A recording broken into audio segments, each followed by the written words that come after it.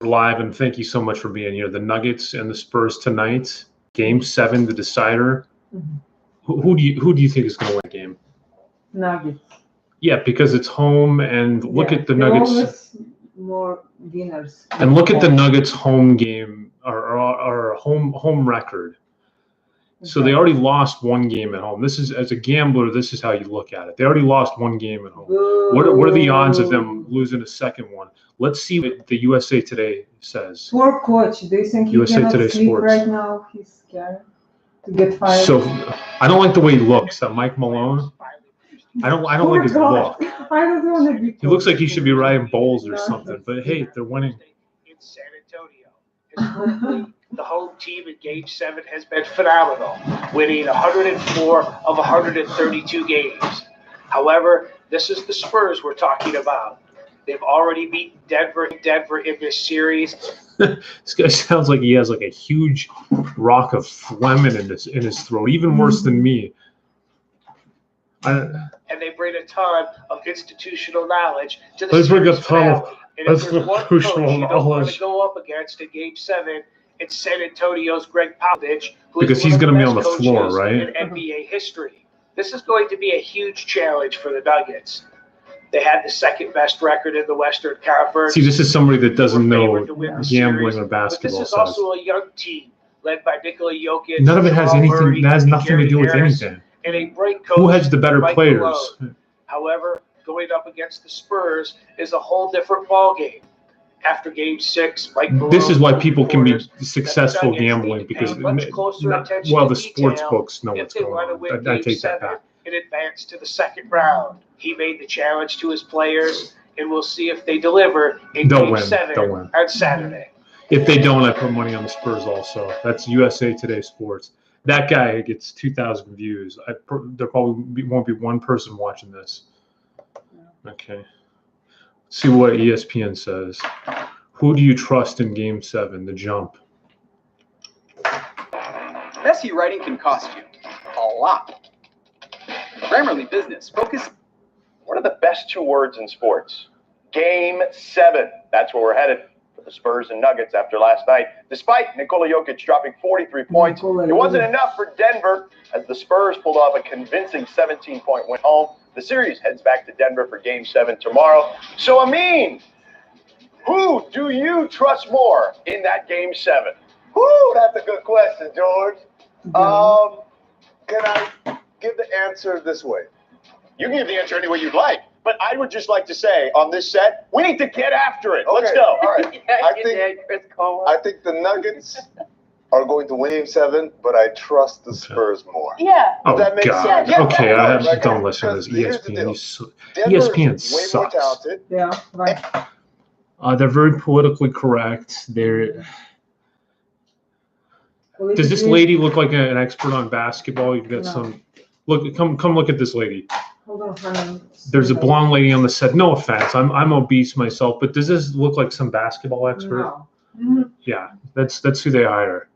TNT on the other hand. To hire you? That's No, I wouldn't take the job. TNT unbelievable. Kevin Harlan, Brian Anderson, Marv Albert, Chris Webber, Charles.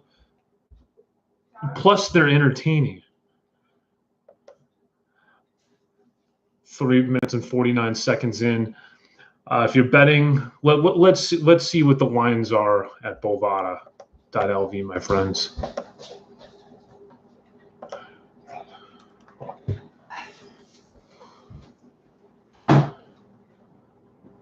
I think they go to work again. Huh?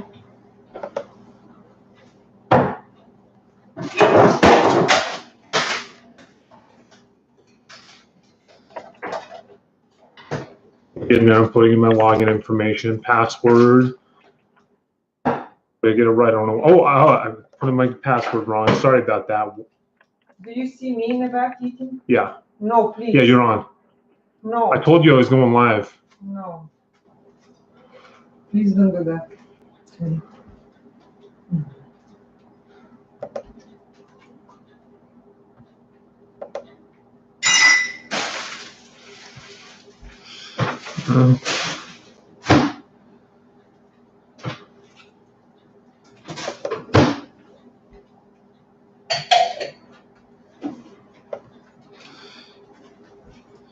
Okay, Denver tonight -6. I would, so if I was betting the point spread and I had to, you put a gun to my head, I would take the Spurs +6. But to win the game, money line, I would take the Nuggets. And if they do lose, see, what you should have been doing is putting futures bets on the Nuggets and Spurs, and you're going to get more value. And if one of those teams or Portland comes out, Houston knocks off Golden State, maybe one of those teams can knock off Houston, go to the finals, and beat either Milwaukee or Toronto. That's very feasible. Joe Biden's running. I told you that, right? Joe Biden's running.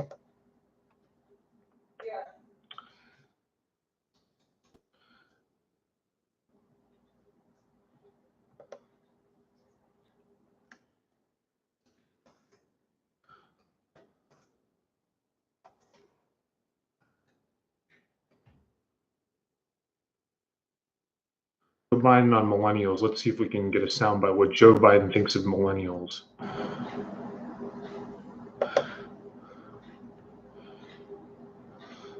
Good old middle-class Joe Biden, or so I'm told he's called, has a message for millennials. You all ready for this? Biden on young people complaining they have it tough. Quote, "Give me a break." He said this live somewhere. I'm going to see if I can find the live. Okay, here it is. Public service seems now not to be held in very high esteem.